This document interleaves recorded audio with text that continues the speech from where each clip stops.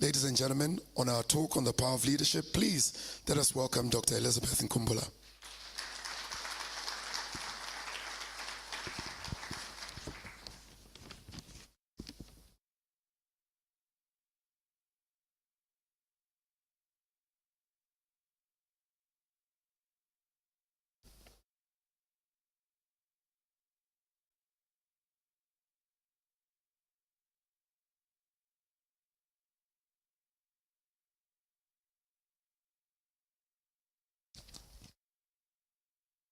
Afternoon.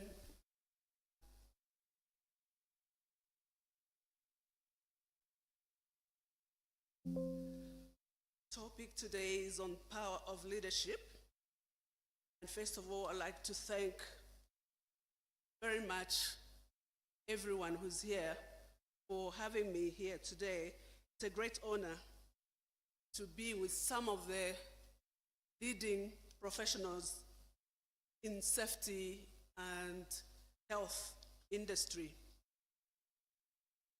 On behalf of Africa Vision Zero Network, I'd like to say many thank yous.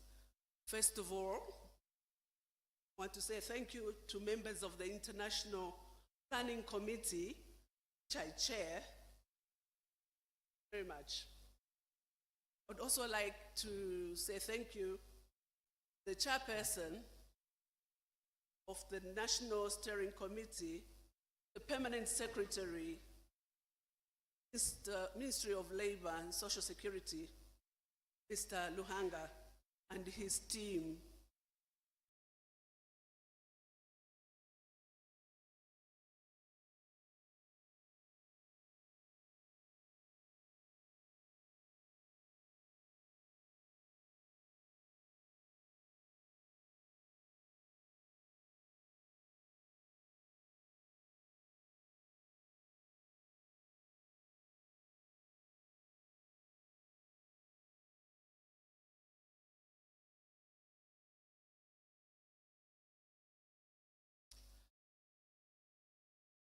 I want to also thank Chairperson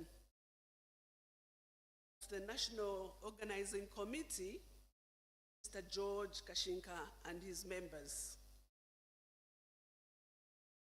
and all those that contributed to make this conference a success. Special thanks goes to the Minister of Labor and Social Security, Honorable Brenda Tambatamba, for her support and for inviting the Honorable Honor, the Vice President of the Republic of Zambia, to be the guest of honor at this conference. Many, many thanks goes to the sponsors and the speakers and yourselves. Without you, this conference would not have been a success. I would like to thank the international speakers that have traveled all the way at their own cost. Thank you very much, international speakers. I have a story to tell, and my story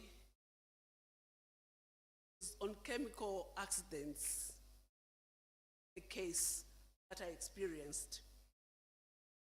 A young female artisan was assigned to work in a small unventilated bathroom at one of the company's flats.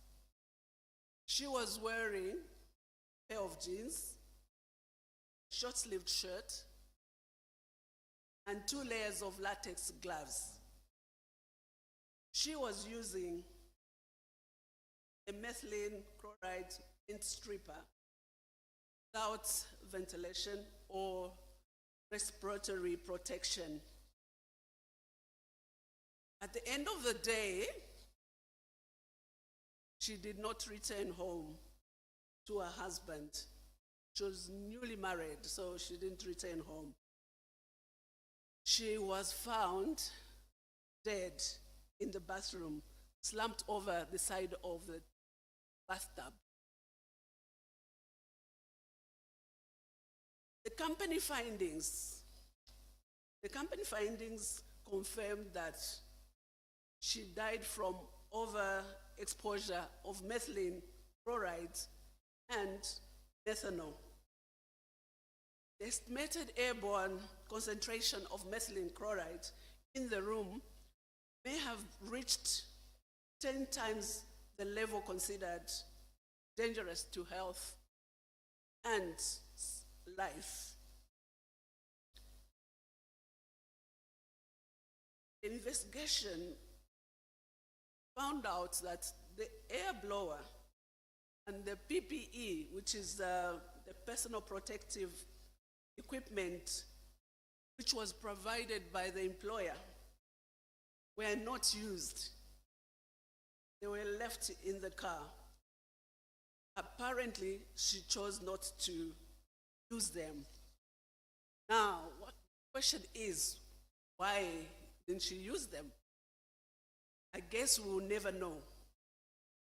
Nevertheless, family was compensated, but this could have been avoided. You might be thinking and wondering, what is this story got to do with my speech, Power of Leadership? I always tell this story because of the role I played, the role I'd played at workers' compensation when we're compensating such kind of cases. This is where I came to understand the importance of safety and health at workplaces, and how safety and health at workplaces affect the success of a company, the success of a business, success of profitability, and sustainability of the company. Most times, employers or leaders in a company do not relate safety and health to profitability. Since then, that story in mind, the safety and health came very close to my heart. And this story has made me, and also made me decide to take the leadership in bringing Vision Zero to the Zambian population and workplaces. In 2017, I did attend a World Congress in Singapore where Vision Zero was being launched globally, and I fell in love with Vision Zero and decided to bring it to Zambia. And then we successfully launched in 2018, December.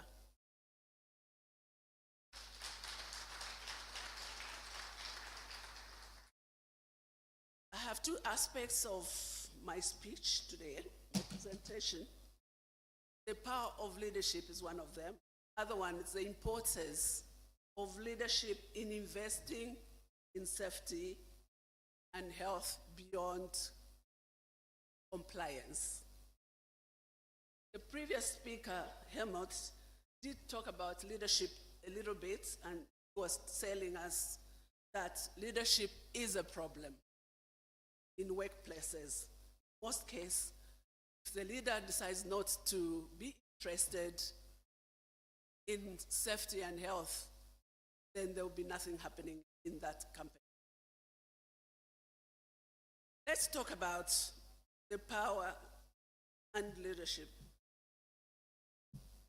These are two closely related concepts.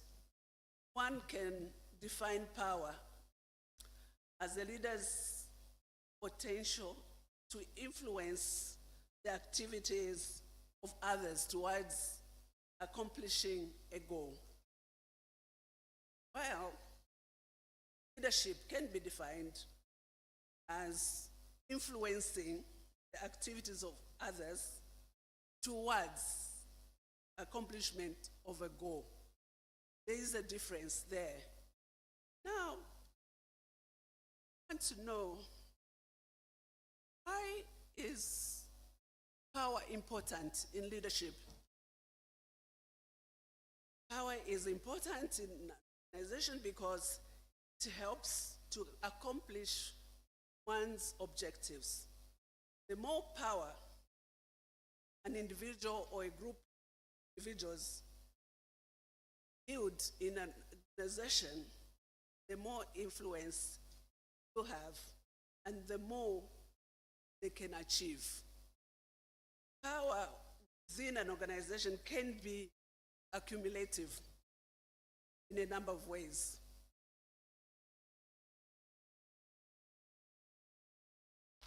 In an organization setting, leaders must exert power to achieve individual or goals. Leaders must also be able to influence their followers to achieve greater performance as their superiors and peers to make an important decision. At the same time, leaders must be able to influence the stakeholders to ensure feasibility of organizations. There are 5 sources of power that are deeply imbibed in an organization.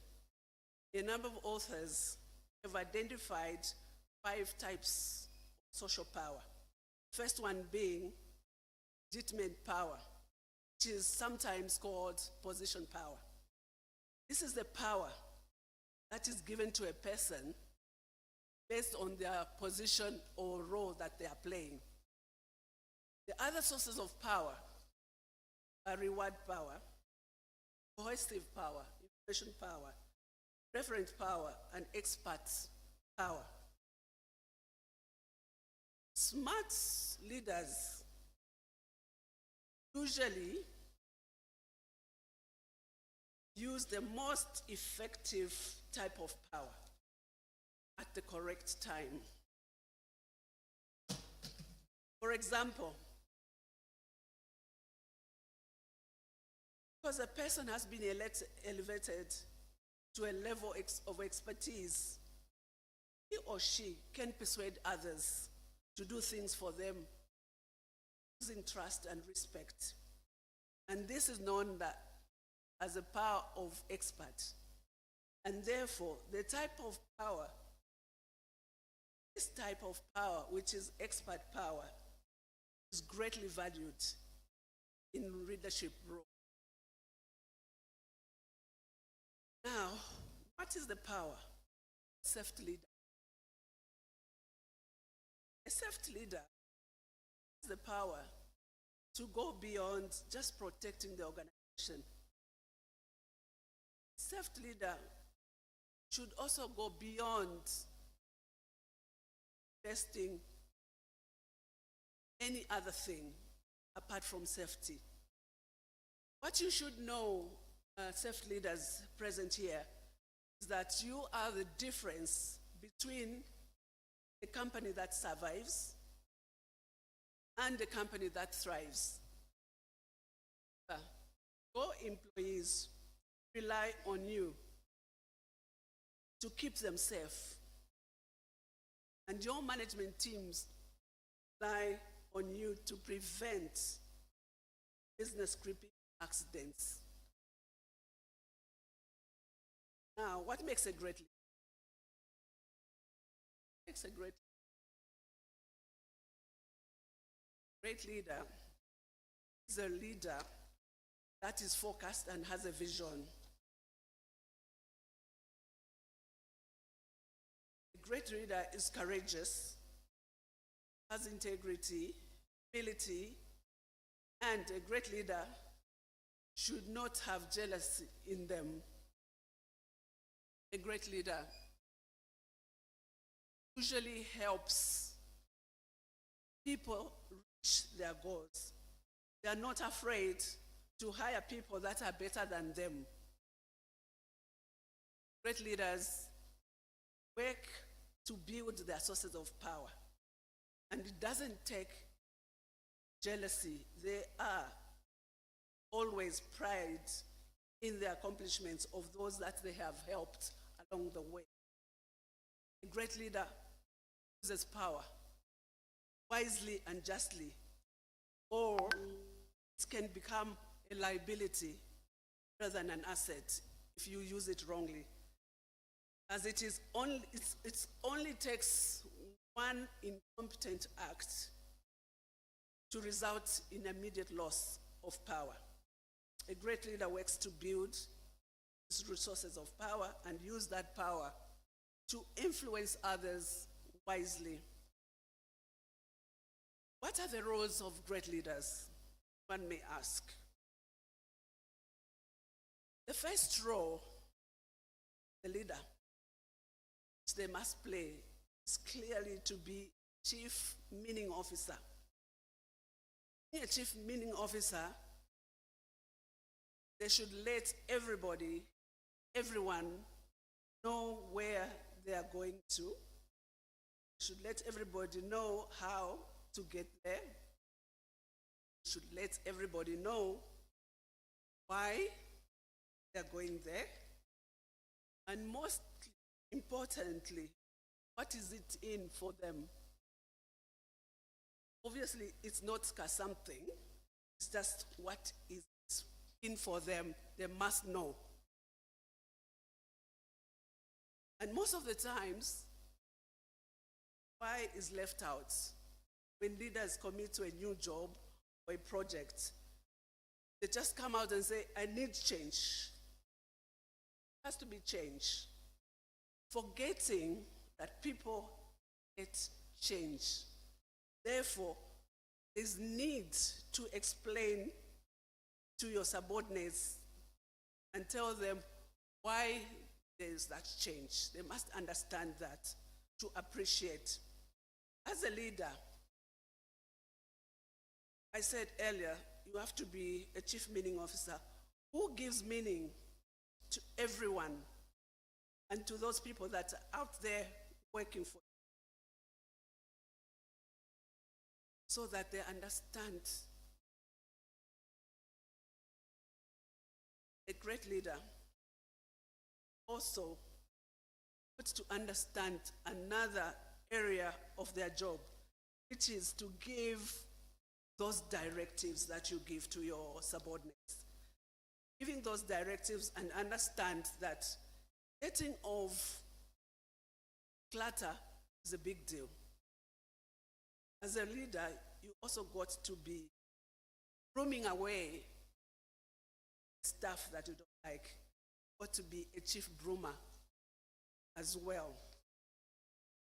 In a workplace, leaders make worker safety and health a core value organization, and usually they are fully committed to eliminating the hazards, protecting workers, and continuously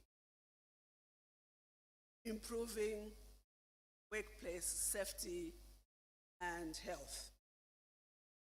Therefore, good leadership in occupational safety and health is important. That leaders are the key lessons in an organization to design actions. As a leader, you've got to be generous in imparting knowledge to your team. You just got to get into their skin. But you cannot be jealous. You should not have jealousy. Definitely you can't. You can't have that and win.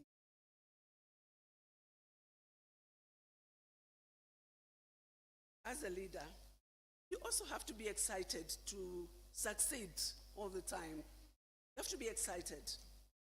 Always find a way to win. Because work is fun. We have to make it fun and be the chief meaning officer that I talked about, who always finds ways to achieve the objectives that are set. My view as a leader, we have a huge responsibility.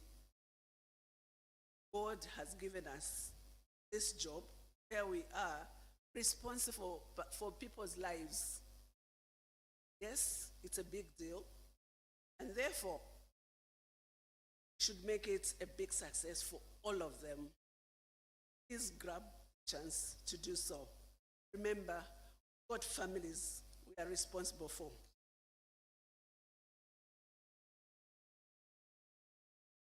Now, what leadership promotes the culture of safety?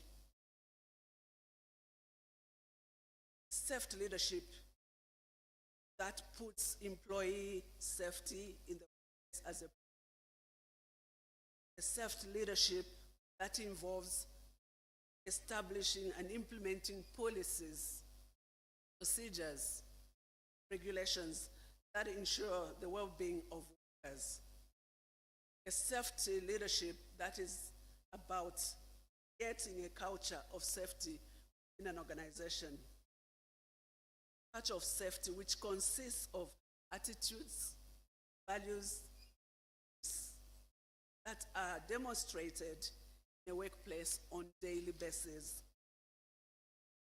A safety leadership that affects the mental, physical well-being of employees, such as respect, appreciation, commitment, balance the workload, decision latitude, employee involvement, and support for work-life balance. That's the safety leadership. Usually, strong safety leaders recognize solid health, safety, performance, drive the business results. They promote a culture of safety in organizations. Strong safety leaders integrate prevention measures into the business strategies, processes, and performance measures. And if you do integrate that, then you're looking at profitability and sustainability of an organization. Strong leaders, safety, go beyond compliance. They go beyond meeting the legal obligations. Instead, they seek to meet the spirit of law, knowing that organization performance depends on safe employees. Therefore, as safety leaders, you can help your organizations to achieve safety culture by advocating safety and health in organizations. The employees' safety and health is a fundamental, and it's achievable. Critical role of the chief executive or chief executive leaders resonates powerfully at both corporate and social level. However, in this case, safety and health resonates that the organization is motivated by stability, bottom line, or reputation, corporate social responsibility. One may ask, what can we do to promote safety? Message is clear. Message is very clear. prevention culture begins and ends the executive leader's passion and safety. Chief executives, owners of the businesses, and other leaders in the organization can promote safety, health, and transform the workplace by doing 7 things. 1, wholeheartedly embracing the goal of 0 injuries, illnesses, and fatalities in a company. Second, by making it personal. Who tolerates an injury to himself or herself, or to one's family member, or to a co-worker? Nobody. 3, by demonstrating to employees that safety and health matters. By visibly participating, for example, joining joint safety and health committees at the workplace. 5, by conducting inspections at least twice a year. Just join in the inspection. Like we have seen the Honorable Minister, Labor and Social Security, she does join in doing these inspections. So leaders should conduct themselves like that. Number 6, by making the expectations of supervisors known and holding them accountable. Accountability is the key to build a healthy and safe culture, and assuring that management and supervisors' behavior never lose track of the importance of health at work. Number 7, the last one, chief executive and owners of the company do by creating supervisors' awareness. For example, around the critical issue of orientation training, which, in my view, is often the weak link when it comes to safety session. Fellow leaders, a prevention culture is very important as it plays a significant role in safety prevention. However, it is the leadership that establishes the standards and values in an organization. It is the leaders that has power to enforce safety requirements. In Zambia, the launch of Vision Zero campaign did bring out power of leadership, advancing vision. Building a culture of safety starts with leadership. Leaders behavior and help them overcome obstacles that they encounter on basis in a workplace. Therefore, leaders should be effective at creating and sustaining change, embracing their role, safety, and take ownership.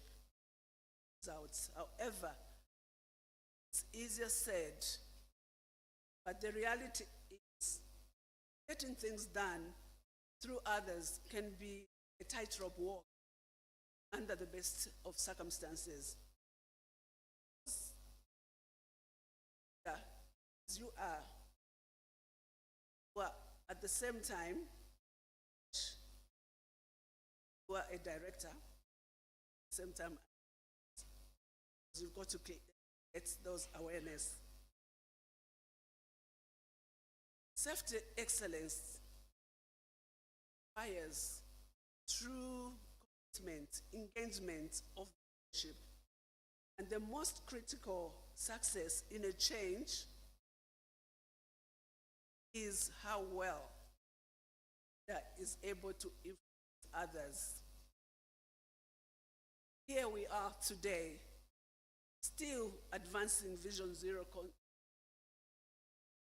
which started in 2018. This concept, as you all know, is a transformation approach to prevention. And it's all about power of leadership. Fellow leaders have a great challenge and great opportunities. However, power of leadership, we can overcome challenges as long as we place leadership as the center of safety and health at workplaces. I want to wish you all a good International Vision Zero conference. Please enjoy your stay in Zambia. I thank you.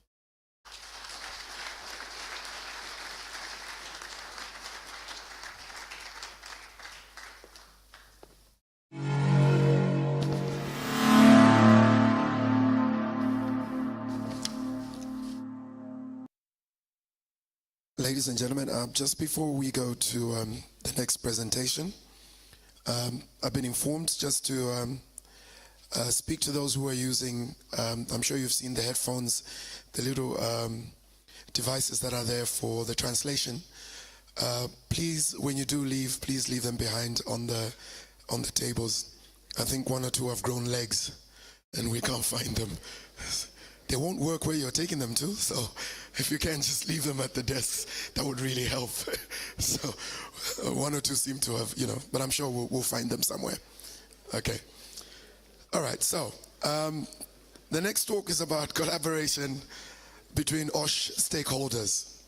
And I'm going to invite Mr. Alex Kakuku, who's the Technical Director, QSSE Lead from Uganda. Mr. Kakuku is a trained integrated management systems lead auditor for quality, environment, and occupational safety and health, and an internal auditor for the energy management systems with over 15 years experience in environmental, health and safety and social safeguards management, drawn from working on projects in the manufacturing, FMGC, telecommunications, and infrastructure development sectors, such as the hydropower developments in Uganda. Ladies and gentlemen, please let us welcome Mr. Alex Kakuku.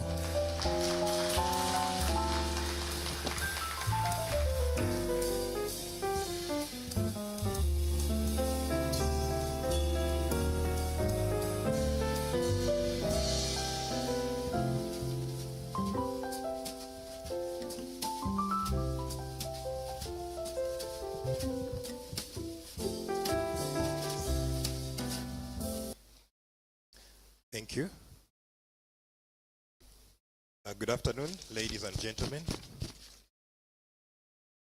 I bring you greetings from Uganda, East Africa, and I want to share a wonderful topic about collaboration.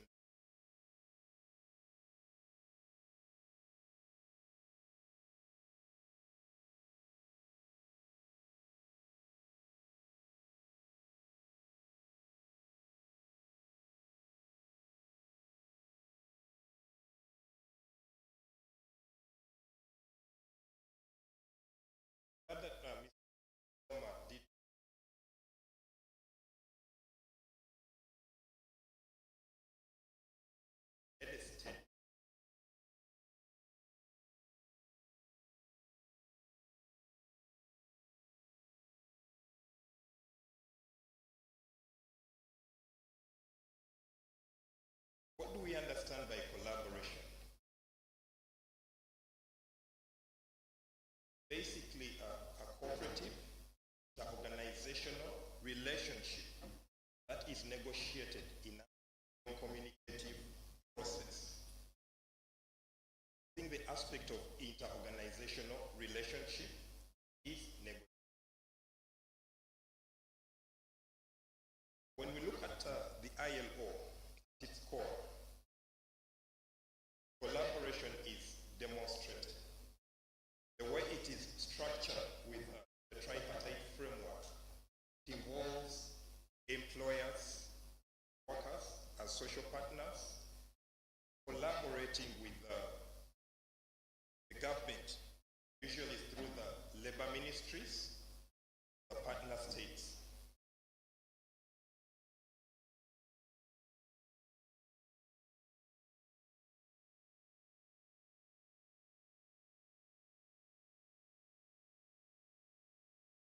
So, why do we need to collaborate?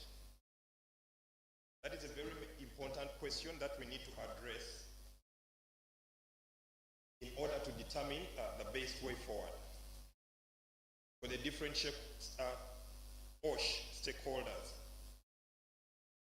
One of the reasons is that increasingly OSH challenges transcend national borders. It is unlikely that you will find challenges that are only endemic to Zambia, and probably colleagues in Malawi or Zimbabwe are not experiencing the similar challenges. So that calls for collaboration if we are going to address those kinds of challenges that span across borders. In Europe, for example, with the EU Commission, they realized the need that for them to address OSH issues that were transnational across borders, they came up with a need to collaborate in order to be able to harness technologies, resources to address those challenges. And this gave birth to PEROSH, which they refer to as the Partnership of European Research in Occupational Safety and Health. Similarly, for us here in Africa, the regional directors of the World Health Organization for the Africa Office and the International Labour Organization, the Africa Office, signed an MOU in a way of collaborating, and they looked strategically at specific issues to address OSH challenges, and one of those was looking at the area of developing national policies, programs, and legislation. I'm glad that this morning, while the Honorable Minister for Labour here in Zambia was speaking, we learned that Zambia had its own national OSH policy developed, and it's up and running as of April 28th this very year. But not so many countries in Africa have developed their own national OSH policies. The promotion of OSH, particularly in hazardous occupations, is a specific area that this MOU seeks to address. Areas in different industries, like the mining sector, the healthcare industry. We just experienced a pandemic of COVID-19 a few years ago that transformed the way we need to address challenges. And we can no longer look at addressing issues of OSH as independent countries. That underscores the very important need for us to rely on collaboration. One of the areas that this MOU also sought to address is in the area of information, research, and awareness raising.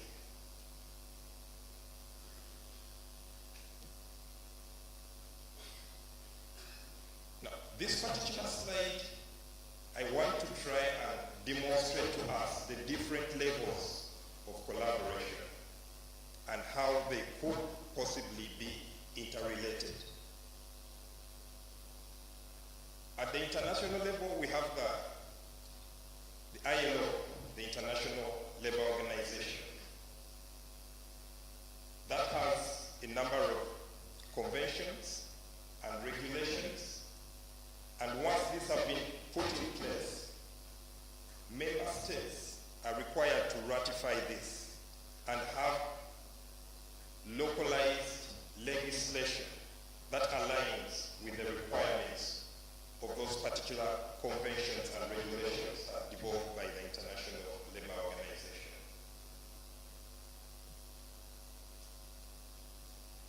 I'll skip to the national level before I get up to the regional level. You find that most countries in Africa do not have what we refer to as an overarching national organization that is responsible for implementing or driving the OSH agenda in these respective countries. Unlike our colleagues in the West, like in the UK, they have the HSE executive. That is the supreme organization that is responsible for managing OSH-related issues. In the US, they have the OSHA, the Occupational Safety and Health Administration, and their counterparts in Australia have the Safe Work Australia.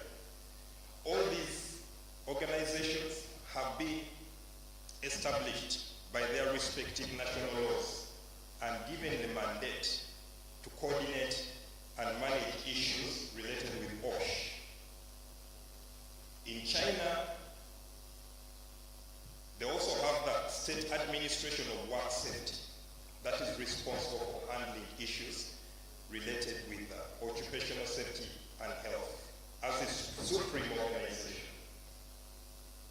When it comes to Africa,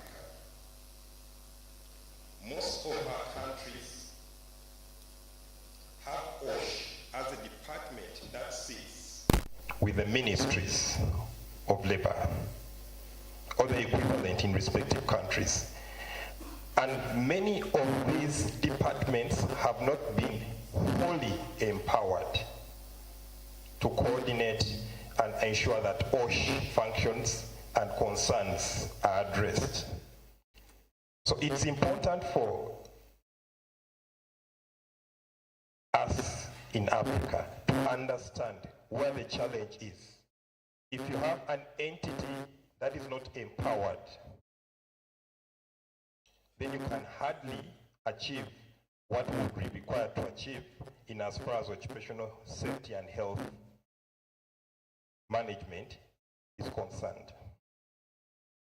I'll move up to the regional level, where we have bodies or movements like OSH Africa. It is a very, very wonderful platform for us, especially in Africa, which will help us focus on the agenda that we need to achieve as a bloc, as a region.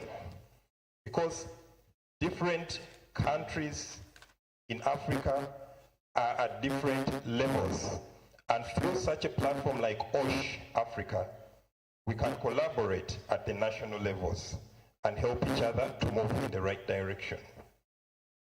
I already talked about PEROSH in Europe, through which they harness their resources together. When they do research, they share their findings across member countries and address issues to do with occupational safety and health.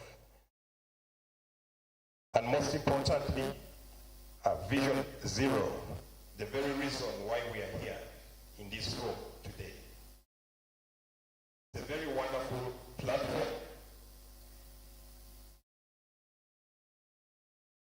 that is bringing us together as Africa. We had our very first happening in Lagos 2 years ago, and now we are here, and I can tell you that we are moving in the right direction, and with such a platform, we'll be able to address our challenges. So, what are the other stakeholders that we have as far as occupational safety and health is concerned? We have the competent authorities. like the DOSH. The DOSH is the Department of Occupational Safety and Health. Trade unions or associations. We have professional associations, regional bodies, universities and colleges. So we have to find a balance and a way that all these stakeholders find their space, collaborate to ensure that the challenges that we are faced with as far as managing OSH challenges are concerned are addressed.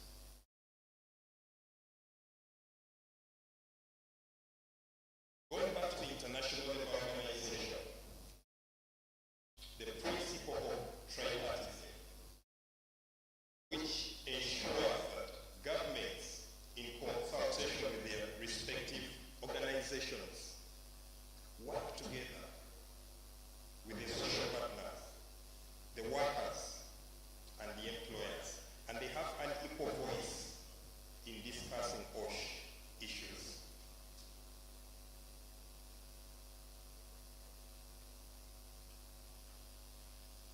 National OSH policies would be a very good starting point to ensure that these policies that are put in place are implemented both at the national level and the enterprise levels. Beyond the OSH policies, we have the national OSH systems, which include mechanisms and elements necessary to build and maintain a preventive safety and health culture. And this must be progressively developed and periodically reviewed.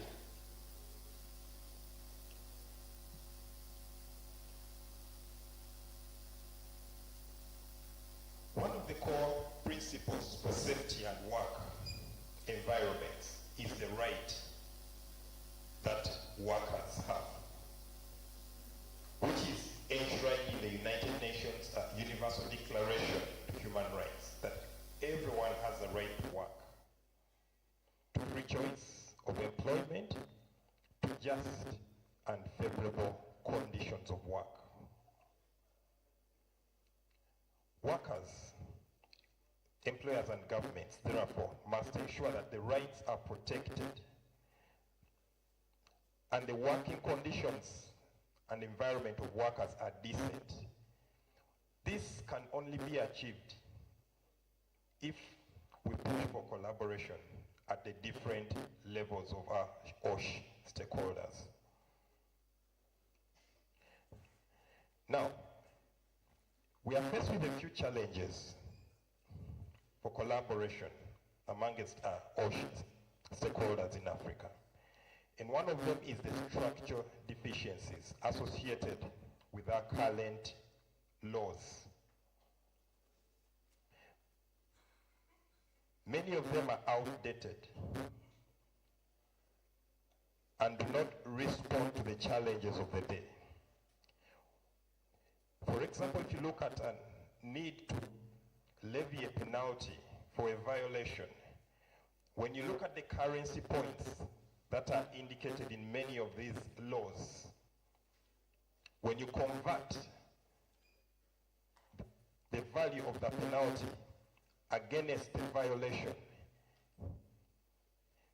someone will deliberately continue violating because they are not afraid that the amount of the penalty is way too small. So it's important that either these laws get repealed entirely and replaced with new laws that are consistent with the challenges of the day, or they get reviewed and updated. We're still faced with the challenge of lacking a centralized, overarching and empowered OSH regulatory and enforcement agency in most of our countries in Africa. It is not uncommon to find different entities under the Ministry of Labor having conflicting mandates. So it's not until we have an overarching entity that is responsible for managing or regulating OSH issues that will be able to address most of the concerns. As a matter of fact, it may seem to appear that there is competition amongst the respective entities under the ministries, and that has an effect on collaboration.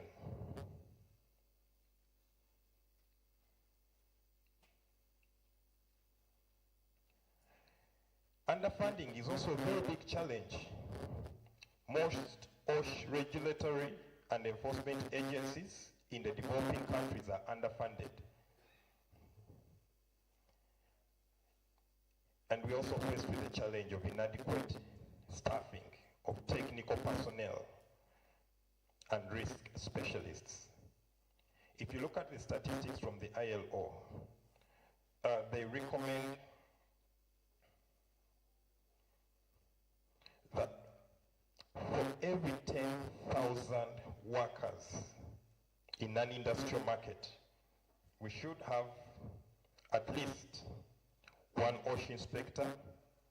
So the ratio of the number of workers per inspector should be 1, rather 10,000 to 1 in industrial-based economies, and the number of 40,000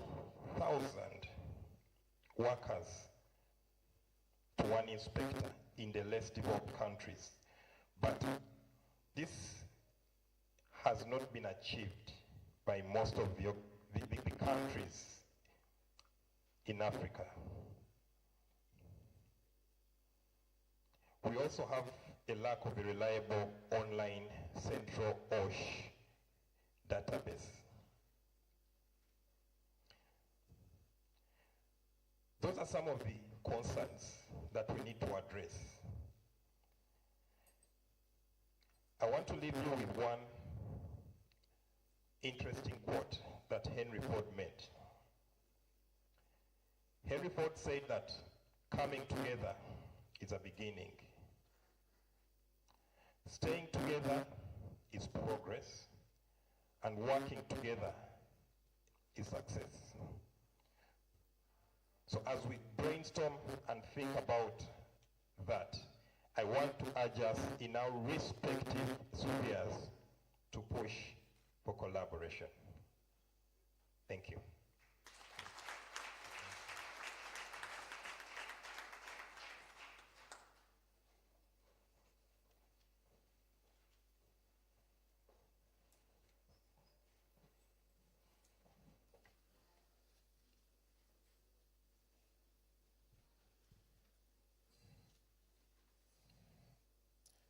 Ladies and gentlemen, I believe now we'll move on to examples of National Vision Zero implementation. I believe we're going to hear from examples of these implementations from Germany, Denmark, as well as right here in Zambia. Our first speaker will be sharing with us the implementation of Vision Zero in Germany, and this is Kai Robold, BGRCI, Germany. Shall I please give him a big round of applause?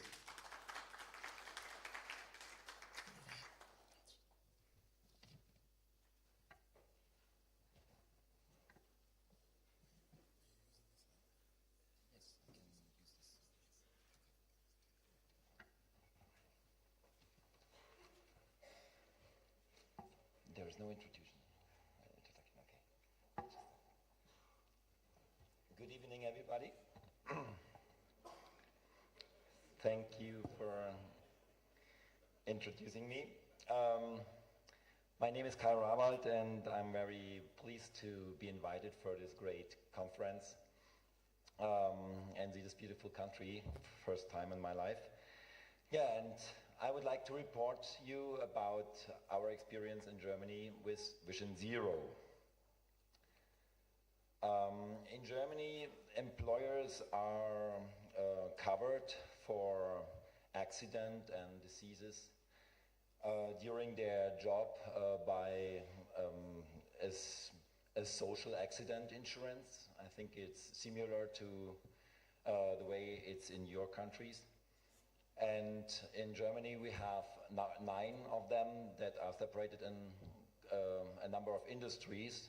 So the one I'm working for covers the chemical industry, the raw material industry, the mining industry, leather industry, as well as paper and sugar production.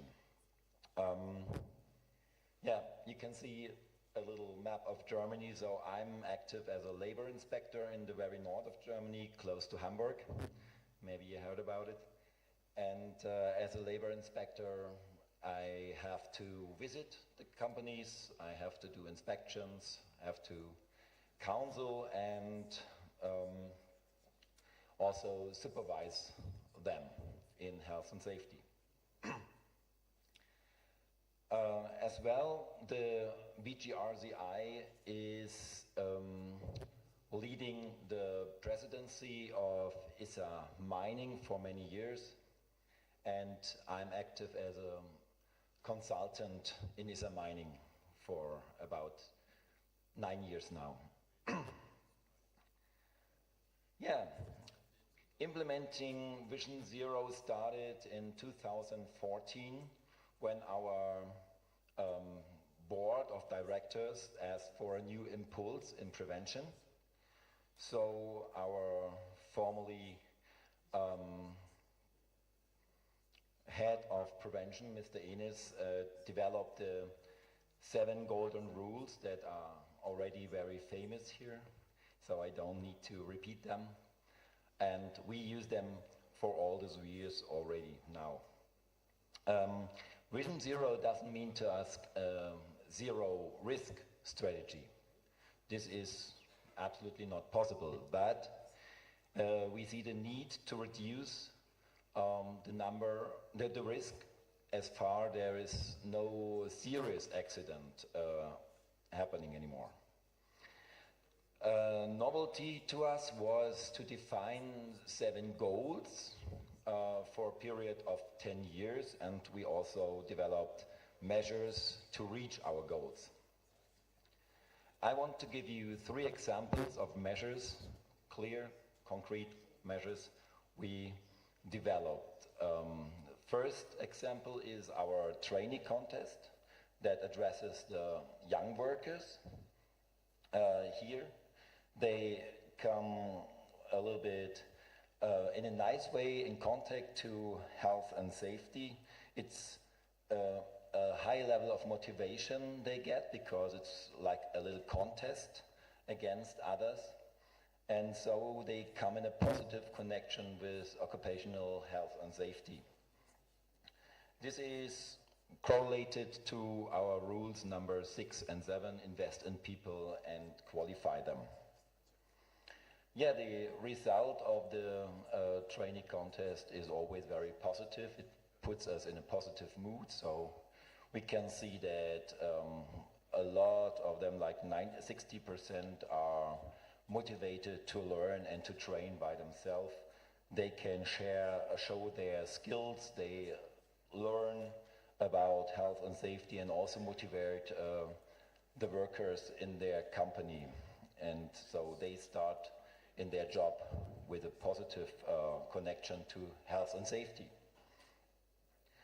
The second example is a foldout we created, and it's called the 12 Lifesavers. It's addressing the workers, the employees and the managers.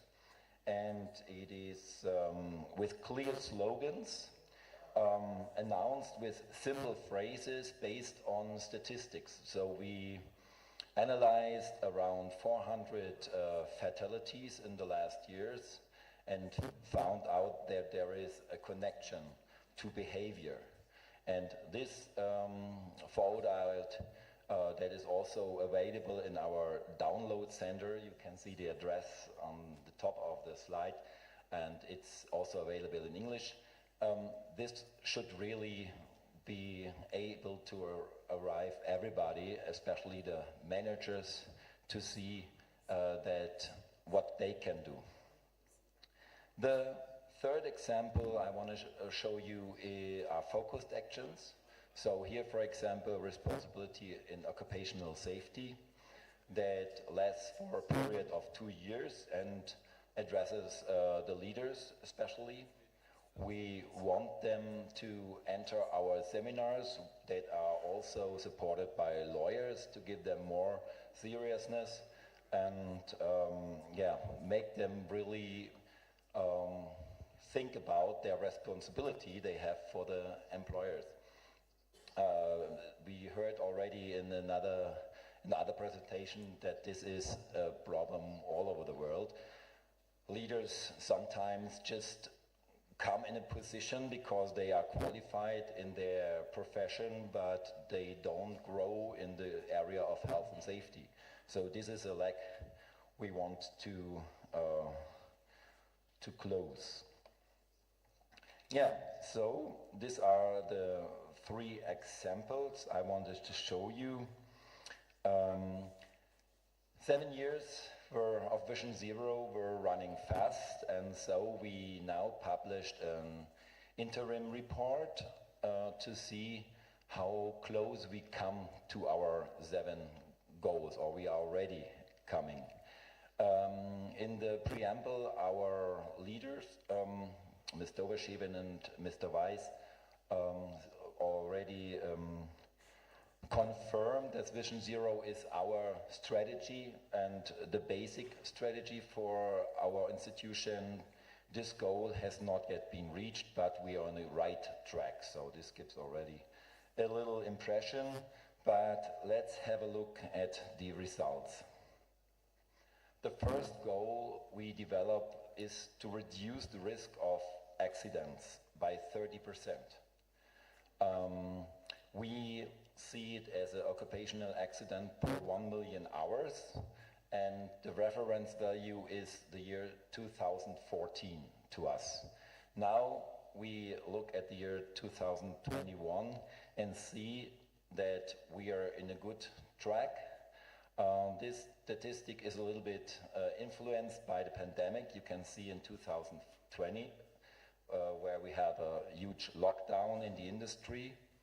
And so this is a little bit confusing maybe. Also we had a IT system change, so this is also a little bit problematic, but we calculated again, so this is serious and correct, more or less, these statistics. So the goal is to get down to almost 21. But we don't mind if it's less. The second goal is reducing the annual injury pension case by 50%, so halving it. That means serious accidents with a permanent damage. So when people really lose a part of their body or something like this, and here you can see that we are not in a good way to reach our goal. This is something we really need to work on, and the years after, now we already have 2023, don't give us a lot of hope we can reach the goal. The third goal is reducing the number of fatalities by 50%, probably one of the most important goals. But here we have the situation that statistics with small numbers vary very easily. So for example, if you see we had in the years 2017 to 2020 low numbers, and we're in a good way to reach the goal, but in 2021, for example, we had 1 accident, an explosion with 4 fatalities, and 2 COVID infections that were in a fatality finally. So this already completely broke the statistics, and now we see how it's going on. Yeah, the next 3 goals will be qualitative. They are not fixed target values, numbers. So we see qualities. We want to reduce or increase something. Here it's about diseases, occupational diseases, And you can see in the one graph that accepted occupational diseases, so they are related to the job, and the graph shows that we are in a good way to diminuate them, even if it's not one line. And in the other side we see the pensions, so when the people has to be get a pension because of the disease, so it's really heavy disease. And here we also go lower than the reference in 2014. The reduction is mainly caused of 4 diseases. We have much less than formerly, so this is silicosis, chronic obstructive bronchitis, asbestosis, and several types of cancer. The 5th goal is to have more companies with 0 accidents, to increase this number. And here you can see the main graph divided by the size of the companies, and all sizes show a growing number of 0 accident statistics. And altogether, that's the small graph. In the corner, you can see that they are growing by 2.5%, so it's also a positive development. Yeah, and the last goal is also qualitative. It is need-based prevention offers. So we want to create materials, papers, and things like this that are really used, and not just because we think it's a good thing. They should really be used by the companies. And here we cannot really measure it. We can only say that we have a positive feedback from the companies, that we make surveys that give us the feedback that that we are on a good track, and we have a program to continue the development and improvement of these papers that are basically papers. We have teams that do this. Yeah, so it's another goal. We think we are in a good track. And the last goal is to increase the use of the prevention offers. Here we have a growing number of seminars, information papers, and also audition of management systems.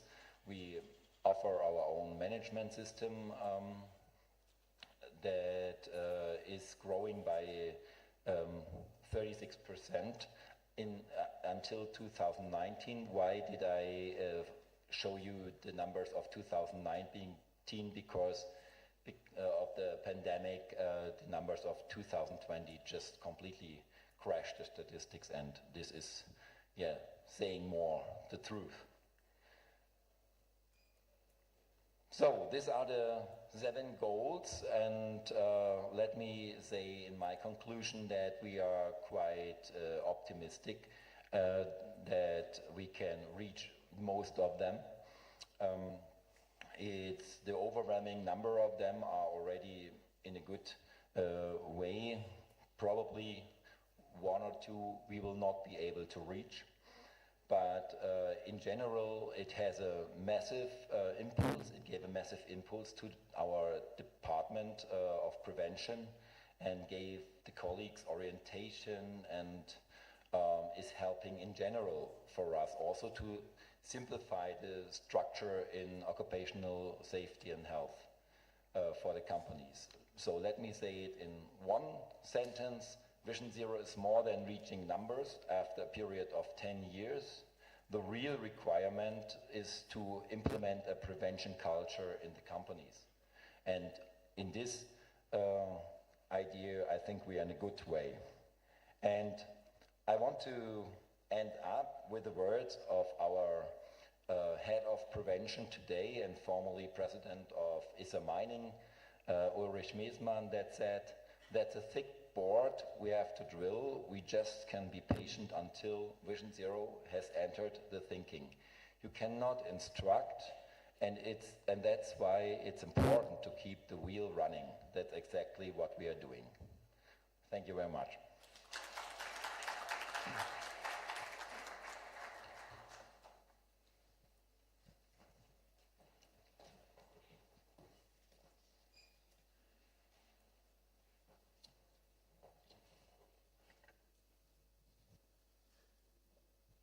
So from Germany, we move on to Denmark. And ladies and gentlemen, we are about to hear from, so I can pronounce this, Pernille Tau from Human House in Denmark. She's the head of department, International Vision Zero Consulting, senior vice president of the Danish Vision Zero Business Council, co-author of its International Vision Zero Guide on Well-Being, the major leadership and OHS consulting company in Denmark. Customers include 2,500 private and public companies.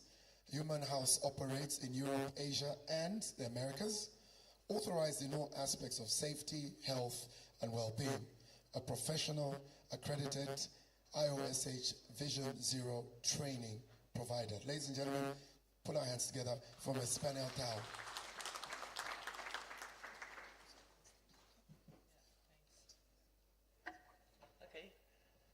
Good afternoon, everyone.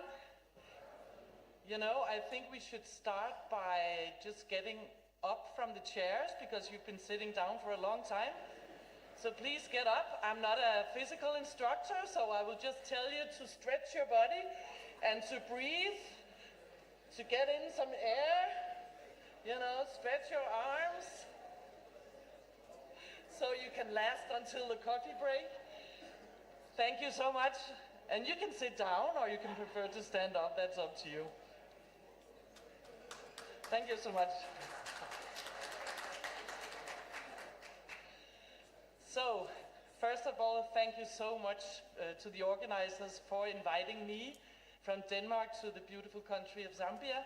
I went to the national park yesterday, and you know, this is one of these experiences that I will remember for the rest of my life, to see your beautiful nature here.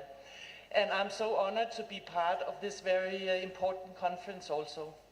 What I will be talking about is some examples of how we have implemented Vision Zero in Denmark on 3 different levels. The first level is the national level, then it's on a company level, and I will also give you some examples from the management level in companies. And I'm very much aware that our countries are very different, but I hope that some of the ideas you will take with you and that will inspire you to also implement some of these things in your countries. That's a very small writing here, I know, but it's just to show you that in Denmark we are trying to say we do not only want to measure the number of accidents, because you know accidents are always reactive. They have unfortunately happened. So what we would like to do is to try to measure the actions of the workplaces. So a more proactive approach where we look out in the front window instead of just looking in the back and seeing what has already happened. So now we are trying for the next 10 years to actually measure what is the safety culture in the companies. Not only accidents, but what is the safety culture. And we try to do this by making surveys that we send out to the companies and ask them, do they have good processes for safety and for safety culture? And of course, you never know if they, you know, answer in a truthful way, and so we also make some checks of this. But as you can see, we ask the companies, do you do risk assessments on safety and health and well-being? Because we have goals for all 3 areas. Do they do safety rounds, safety instructions, and what type of accident prevention measures do we have in the companies? And there's another idea with this because it makes the companies more aware of the prevention measures. So not only reporting the accident level. Also, we asked the employees in national surveys, and you can see the 5 sentences. Maybe you can read them also. These are the 5 questions that we asked the employees because specifically these 5 questions we have investigated in Denmark are directly related to the reduction of accidents. So if you score high on these 5 questions, you will probably see fewer accidents. And I'm sure you recognize some of the themes, whether you have the necessary instruction, whether management encourages employees to work safely even when the work schedule is tight. We talked about earlier the leadership, and there is always this best balance of, yes, maybe we want safety, but maybe not if it takes too much time, or maybe not if it goes in contradiction with productivity and things like this. So we asked the employees, how is it actually in the Danish workplaces? Oh, there it is again. So we will monitor this for the next 10 years, and hopefully there will be a positive development in how the companies and the employees view the good processes for a safety culture. On the company level, we in Human House have initiated a Danish Vision Zero Business Council. And this was very much inspired by the Global Vision Zero Business Council. And the idea in the Global Council and also in the Danish Council is to collect the largest companies in Denmark that work on an international level. And we have invited the top OSH professional managers to join the council. Because we believe that if we put the most important, or not most important, but the largest companies together and discuss Vision Zero, this will have an effect on the country as a whole in Denmark, and of course also on the different companies and the suppliers and so on. So we have now for 4 years had this Danish Vision Zero Business Council, and they attend almost full attention from all these managers 4 whole days a year, where they have knowledge sharing, they learn from each other, they talk about the difficult things about implementing good safety, health and well-being cultures. And I think we should all try to have this type of company gatherings, even on a smaller level, but to have this forum for knowledge sharing among the companies, or even among the departments in one company. But the idea of collecting the OSH professionals in this way. So this is an example of the type of themes that we discuss in the Danish Vision Zero Business Council. We were so fortunate to actually have some lectures from some of the larger international companies telling about how do they work with health and safety in many different countries of theirs. Then, we have heard it before today, we have the ever ongoing theme of top management commitment. What does it mean? OSH leadership and prevention. I will get back to that. The return on prevention that we have already heard by Helmut Enes. We have had the theme of how to make proactive leading indicators in the companies and how to actually implement and get a progress on the safety and prevention cultures in companies. And these people, they are very honest. So it's not a competition of who's doing the best job. It's really good, honest discussions about what is difficult and to share the best practices. So I invite all of you to think about how can you make these collaborations also in your countries and your areas. Then another way of thinking I would like to give to you is that in the Danish Vision Zero Business Council we talk a lot about the integration of safety, health and well-being. We heard about this before, but what is really important is that we can never understand the safety if we do not understand the well-being also. Because you know, everybody's so busy and sometimes the accidents happen because you know, people are tired, they need to meet the production deadlines and so on. So we always need to understand these matters together. Also, it's your mental health can be even destroyed if you feel that your job function is not secure and it's unsafe when you go to work. So we need to think all of this together. And what is also important is that it's very easy to measure the safety, because that's 0 accidents, that's a quantitative number that you can count. But it's not so easy to measure the long-term exposure, right? We heard about this also earlier before. So how do we measure the exposure to dust, to chemicals, the health effects of shift work and all this? And this is why it's really important that we define also goals, not only for safety, but for health in the broader sense. So we measure on good processes, the leading indicators, when we measure prevention of noise and so forth. And then the well-being, you can see one definition that we work with in Denmark in the green square, or not square, triangle it is. Well-being is to enable managers and employees to solve work tasks in a balanced way with energy, productivity, and collaboration. So this is the overall definition we use for this. Also, I want to show you 3 examples: management commitment, how you can map the prevention level in the company, and how you can define proactive leading indicators on well-being as examples of the way we work in the Danish Vision Zero Council. This is a Danish international meat processing company called Danish Crown. And here we have gathered the factory managers from the north part of Europe to discuss what is said in these 3 sentences. And I think it's important because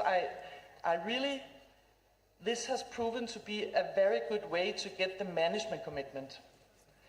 So the first question the managers were set to discuss was, why do we need to prioritize a high level of prevention? And first the manager said, because safety is important. Safety comes first, so of course. But then I asked them, what if it costs $1,000? Is it then safety first? What if it costs $50,000? Is it then still safety first? Or $1 million? So I don't buy that argument that you just say safety first. You need to discuss, why is safety or health or well-being important for your business? We heard about this also from the speakers before. And the managers, they need to understand in their hearts, not just say something, but they need to understand why it's important to take care of the workers for my business. Because when they discuss that, they formulate this, they will believe it more, and they will, it's my experience, they will be more committed to work with this. So this is the first question. The next question is then, what should the top managers do differently? If we want to have more prevention, we cannot just delegate it to the us professionals. We need to say to the top managers, you must do something differently, otherwise nothing will happen. But then the interesting question is, what should the top manager do differently? And how should he implement these changes? Because we must remember, a lot of management, there are no professionals in health and safety. So we need to formulate to them what is it that we expect from the managers to do to support the change of a culture in the company. So what we did, this is one example, I know it's a bit small text also, but we made a toolbox for the top managers. These are factory managers. They were given a toolbox with one piece of paper for each of the 7 golden rules of Vision Zero, and it was described, dear top manager, here are the areas that we would like you to involve within each of the 7 golden rules. Not too specified, because managers like to make their own decisions, so we can just suggest some areas that they should engage in. And I have one example, and if you are interested in seeing more, please contact me afterwards. But just to tell you, to see the structure of this material, we told the managers, these are your leadership tasks within health and safety. This is the tools and different tools that you can use. And here are some proactive leading indicators you can use if you want to measure your own progress within this. And for example, the first task was, you as a top manager must be a role model. And everybody said, yes, of course, I'm a role model. And then when I asked, what does it mean to be a role model? And they didn't agree on this. So they started to have the thinking, what is actually a role model as a top manager? Is that I stand up in the factory every Friday morning at 8 o'clock asking about safety? Or is it that I attend a town hall meeting once a month? Or what is it to be a role model? So the purpose of this material is to get the managers to reflect what is actually their role within health and safety. The other thing that we discuss a lot in the Danish Vision Zero Business Council is, we call this the Vision Zero Enterprise Maturity Scale Model. Nice long word. And you will find this also in the new Vision Zero guide on well-being, because we have included it in this guide. We use it also for safety, and what it has proven to be is a very good way of discussing prevention in companies. So, the text you can see is just a definition of the different levels, but I will go through quickly. If you as a company are at the passive level, health and safety is not a priority at all. If you are at the reactive level, health and safety might be a priority in the company, but only if you have had serious accidents or incidents. So it's the reactive companies that do something about it if it gets big enough a problem, if you understand what I mean. If you are at the active level, you want to prioritize health and safety in the organization, but sometimes it's more in words than in action. So we have the policies and we have the statements, but when it comes to action, it's not really prioritized. If we are at the proactive level, we really work with prevention in the company. And if we are at the creating level, this is where health and safety is also part of the business priorities. So what we discussed before, that it's just an important priority as other business goals. So you can reflect for yourself in your companies, your organization, at which stage are you when it comes to safety. And you can reflect which stage are you when it comes to health and to well-being. And in most companies around the world, they are higher on safety than on health and well-being. And also, if you ask managers, they answer more positively on this than employees do. So you can use this also as a way of discussing, and you can find this guide and how to work with it in the Vision Zero Wellbeing Guide on the visionsero.global, as Helmut talked about earlier. When it comes to well-being, we work a lot with that in the Danish Vision Zero Business Council, and you will find also in the Vision Zero Wellbeing Guide a translation, you could call it, of the Vision Zero Golden Rules to well-being. And you can use these golden rules regardless of how you define well-being, because this is different from country to country how we define it. I work with a Japanese company right now. Well-being is defined as anshin, which means peace of mind. So this is how they define it. But you can still use the structure if you want to work with well-being in your organizations. And the rules are explained in more detail how you can work with that. If you want to, I'll just go back. If you want to use this in your companies, you can also do it as a questionnaire. This is described also in the guide. Because what is good about a questionnaire, if you can do it on paper or IT-based, is then you can make this type of heat maps, where the numbers reflect the average answer on this prevention scale I showed you.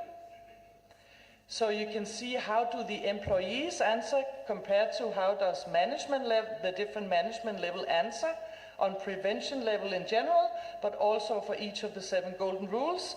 And as you can see, the senior leadership, the team thinks prevention is much better than what the employees think.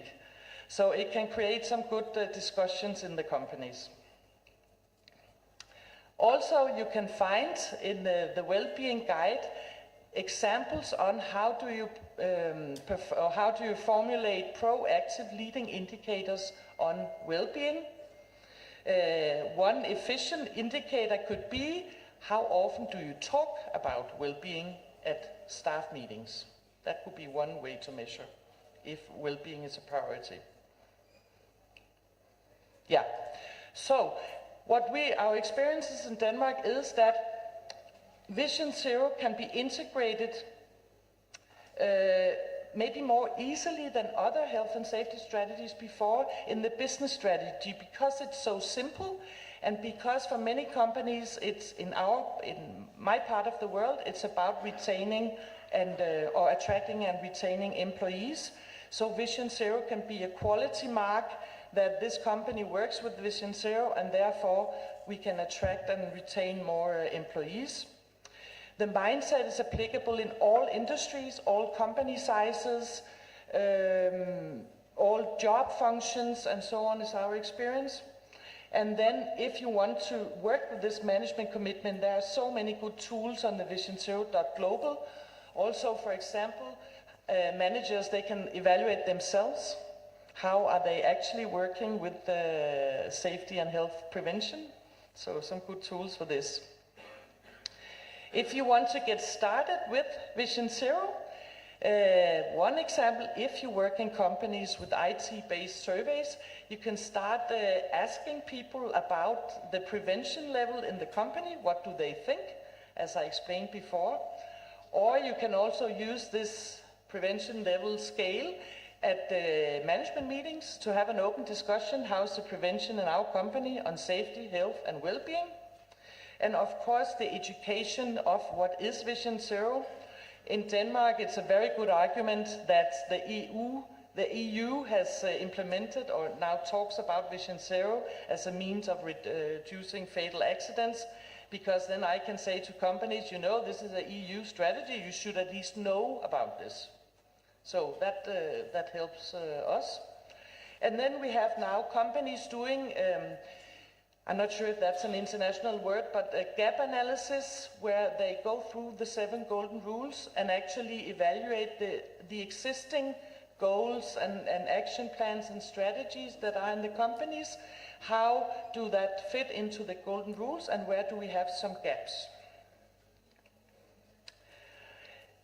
Also, this is a bit of a commercial, I'm sorry, but Human House, we have now launched an international newsletter on Vision Zero.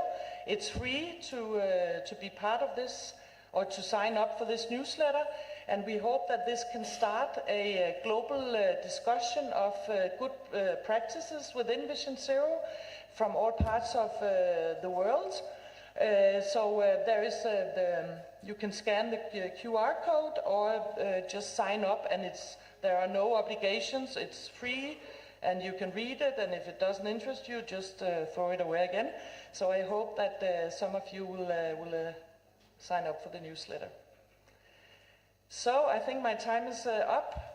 Thank you very much for listening, and I wish you good luck with working with the Vision Zero mindset in your different companies and organizations.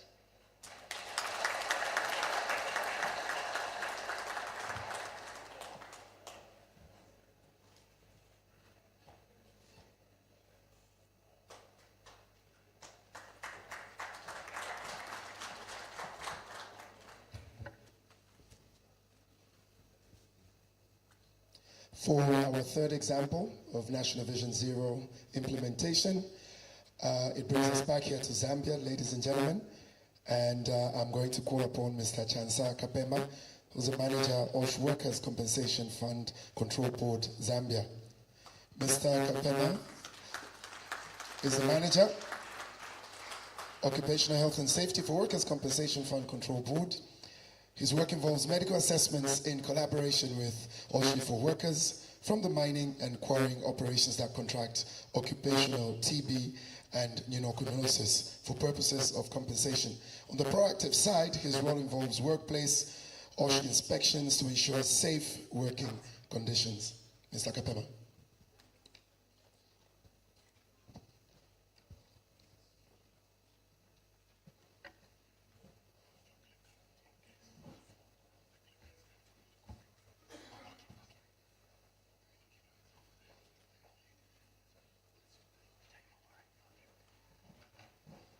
Thank you very much. Good afternoon, ladies and gentlemen.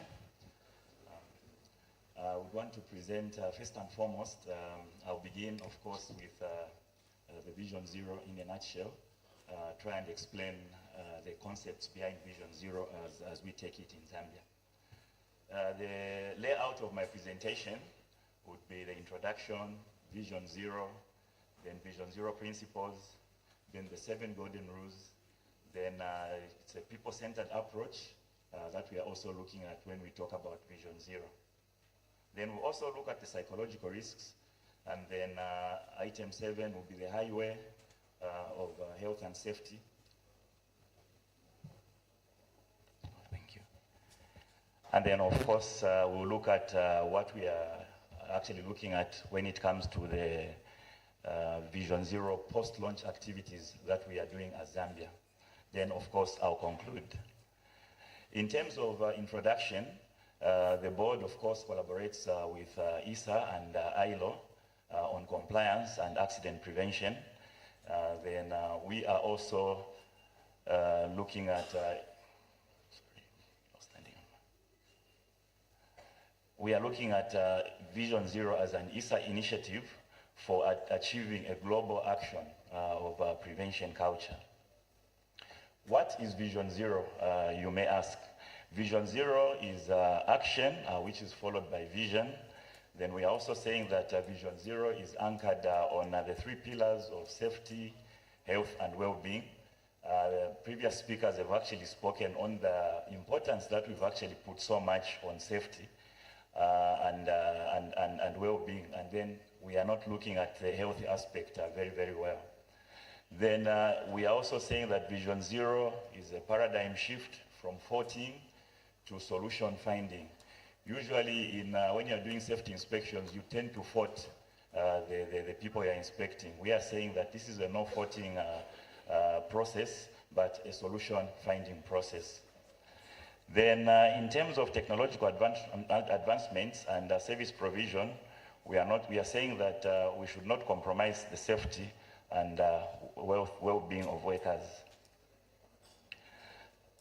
A strategy for efficient accident prevention, then Vision Zero is also a flexible framework that can be actually cascaded down to the enterprise. It's a very, very flexible model. Then a culture of accident prevention, we are saying that this is a culture that looks at prevention other than reacting when an accident has happened. Then we are also saying that mistakes should not cost lives. We know that as we are carrying out our work, mistakes are bound to be made, but that should not cost lives. Then success of an enterprise is actually as a result of a motivated workforce, motivated employees. Then we are also looking at building synergies. My colleague from Uganda did speak about collaboration. You know, we cannot win this battle unless we form synergies. I'm happy to report that we've been doing joint inspections with various stakeholders, the Ministry of Labor as well as ourselves, and this is just an example of the building of synergies. Then much has been spoken about with regards to the golden rules for Vision Zero. We are saying that there are also principles that govern Vision Zero, and these are: life is not negotiable. In whatever that we carry out, life should not be negotiable. It's a basic human right, and that should be respected. Then we are also saying that people make mistakes, mistakes will happen. Then we can go to the ability to cope with physical and mental pressure. That also becomes very crucial. Situational prevention comes first. We are saying we should adapt environments to suit users and not users to suit the work environments.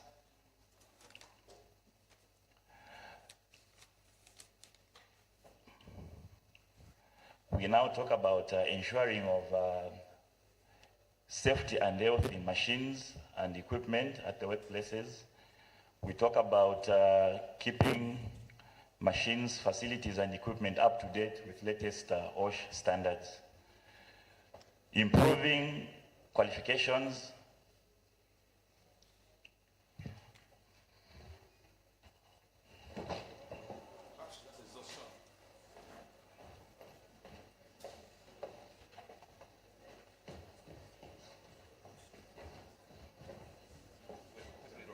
position first.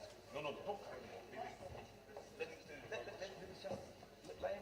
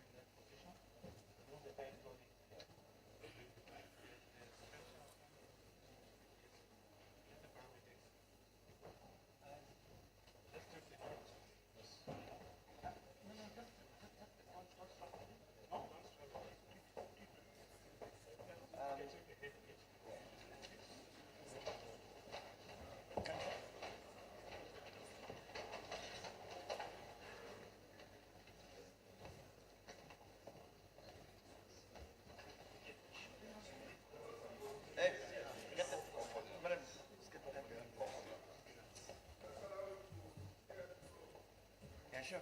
Let's don't just leave it. Let's give it space. Hold on.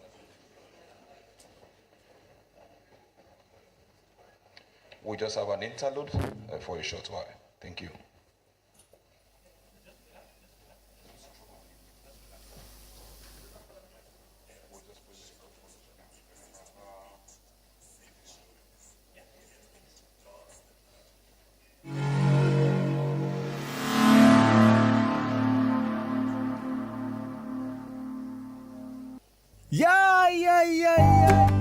First of all, something was when I started doing that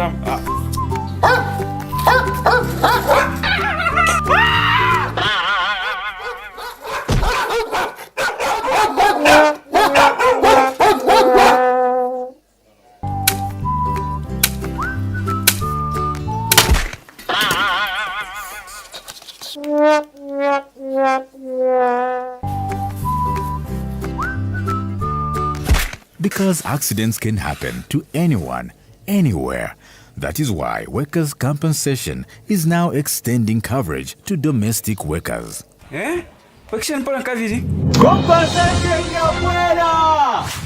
Ati bawekazi nomba balelo lekisha pali bakabomba bamayanda. Join the vision. Don't worry, my friend, you're already covered. Register your domestic worker today. Prevention, care, support. Ladies and gentlemen, at this point I'm going to ask all of us to help ourselves to a quick coffee break, a tea break, so we can leave the room for just the next 10 to 15 minutes, and then we'll come back and then we can proceed after that. So let's take a quick coffee and tea break, but I will call back in very shortly. I don't expect us to take more than 15 minutes. Are you ready to shape a safer future? Introducing the Vision Zero initiative, your pathway to zero accidents and occupational diseases by 2030. It is time to unveil the prescription for success, the 7 golden rules of safety. Number 1. Prioritize leadership, because a strong safety culture starts from the top. Number 2. Identify hazards. Spotting danger before they strike is our key to prevention. Number 3. Define goals. Setting clear goals gets us on track to achieving zero. Number 4. Ensure a safe and healthy system. By designing foolproof processes, we pave a way for a safer environment. Number 5. Ensure safety and health in machines, equipment, and workplaces. Number 6. Improve qualifications. Continuous training sharpens our skills, making safety second nature. And finally, number 7. Invest in people, because a well-informed workforce is a safer workforce. Join us on September 7th and 8th, 2023 at the AVANI Hotel in Livingstone, Zambia for the International Vision Zero Conference. Join the Vision Zero initiative. Register today at ZambiaIVZC.com and make safety your priority. Let's achieve zero accidents and occupational diseases by 2030. Workers' Compensation Fund Control Board. Prevention.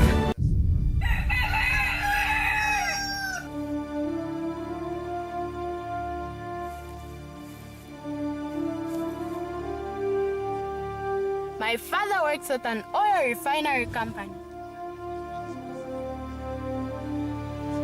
His work makes vehicles and planes move. He works works very hard to make sure that I go to school. He is my hero.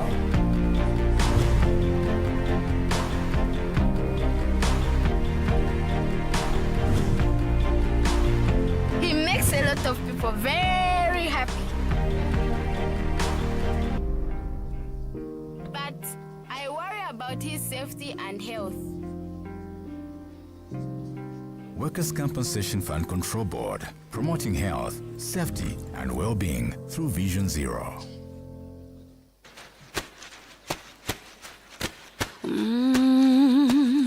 Sepa noni mtendere, sepa noni ule, mtule kela na chimwemwe, mfuna linindeo na muntu, pamwawela nise, kozeka zeka nikute mwana, mukonda na kweka, onani ya mama na dada, onani ya niche osebela, mwafika pawe mengako, chifupa tonse tilipo, takula ndilani,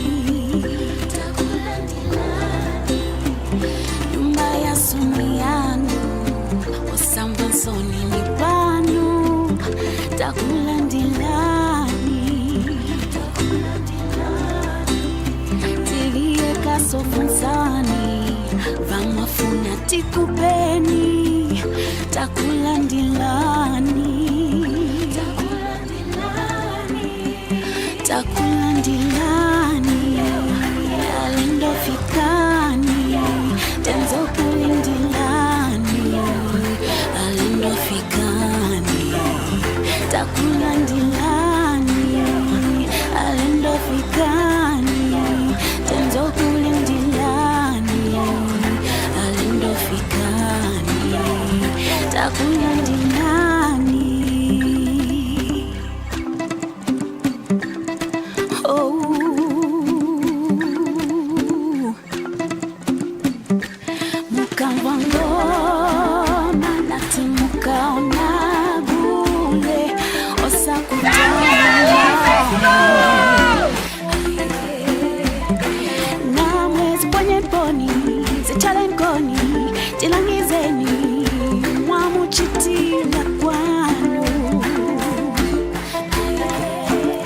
Mwafika pawe mingako, chifupa tonse tilipo, takula ndilani, nyumba ya suni yanu, osanga soni mipanu, takula ndilani, tilie kaso funsani, vamwafuna tikupeni, takula ndilani.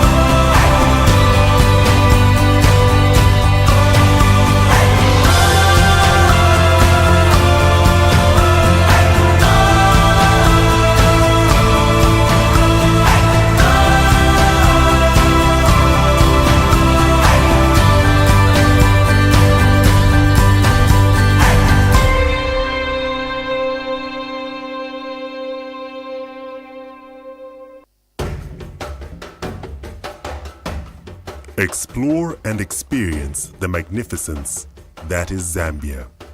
A thrill-seeker's paradise, blessed with some of the most breathtaking adrenaline activities on Earth.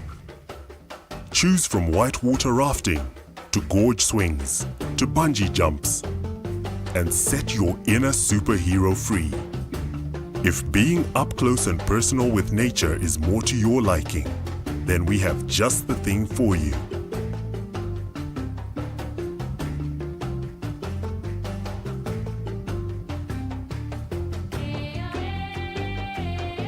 Get to interact with the Big Five in their natural habitat. Fine wining and dining, we hear you say?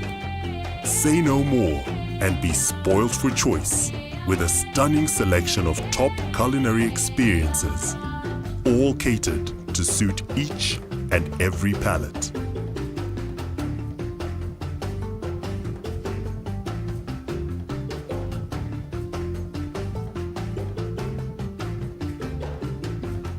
And then there's the nightlife. Grab a drink. Surrender yourself to the ebbs and crescendos of an irresistible beat. Say cheers and get ready to dance the night away. All in the company of the friendliest people you will ever meet. Immerse yourself in the rich culture, movements, colors, pulse, rhythms, and energy that make up the unique fabric of Zambian society. Be sure to acquire a piece of exceptional Zambian craftsmanship and artistry to remind you of your stay.